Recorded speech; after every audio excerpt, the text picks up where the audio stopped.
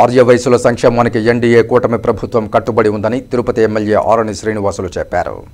ఆర్యవైశ్యుల ఆరాధ్య దైవం వాసవి కన్యకాపరమేశ్వరి ఆత్మార్పణ దినోత్సవాన్ని ప్రభుత్వమే అధికారికంగా ఇవాళ నిర్వహించిందని ఆయన తెలిపారు.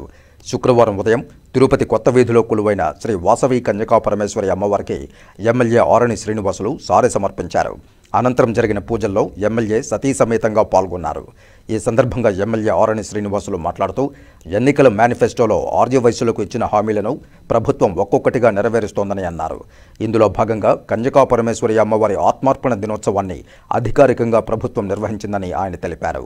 ఆర్యవైశ్యుల్లోని చిరు వ్యాపారులకు వడ్డీ లేని రుణం ఇచ్చేందుకు ప్రభుత్వం సిద్ధంగా ఉన్నట్లు ఆయన చెప్పారు.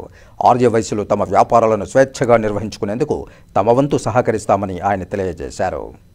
ఆత్మార్పణ దినోత్సవం మన గౌరవ ముఖ్యమంత్రి వారు ప్రకటించడం, అదేవిధంగా ఈ యొక్క రోజు ఆర్యవైశ్యులందరూ కూడా ఆర్యవైశ్య కన్యకాపరమేశ్వరి ఆలయంలో ఆత్మార్పణ దినోత్సవం ఆర్యవైశ్యులు అందరూ కూడా కుటుంబ సమేతంగా వచ్చేసి తిరుపతి ప్రజలందరూ కూడా వచ్చేసి ఘనంగా జరుపుకోవడం చాలా సంతోషమనేసి కూడా తెలియజేసుకున్నా.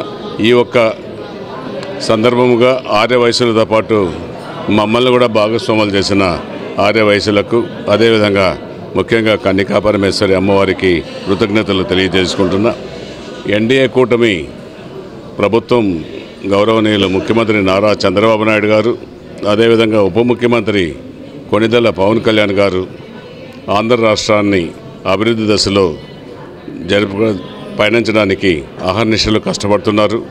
ఒక పక్క సంక్షేమం, ఇంకో పక్క అభివృద్ధి, రెండు సమపాల్యంలో ఆంధ్ర రాష్ట్రాన్ని అభివృద్ధి ధ్యేయంగా ముందుకెళ్తున్నారు. అంతేకాకుండా ఆర్యవైశ్యులకు, చిరు వ్యాపారులకు కూడా మన ముఖ్యమంత్రి నారా చంద్రబాబు నాయుడు గారు వడ్డీ లేని రుణాలు కూడా ప్రకటించడం చాలా సంతోషం. ఆర్యవైశ్యుల కార్పొరేషన్కి కూడా నిధులు సమకూర్చడం, ఎక్కువగా నిధులు ఆర్యవైశ్యుల సంక్షేమ అభివృద్ధికి, ఆర్యవైశ్యుల సంక్షేమ కార్యక్రమంలో భాగంగా కార్పొరేషన్కు నిధులను కూడా వెచ్చిస్తున్నారనే సందర్భం కూడా ముఖ్యమంత్రి గారికి కృతజ్ఞతలు తెలియజేసుకుంటూ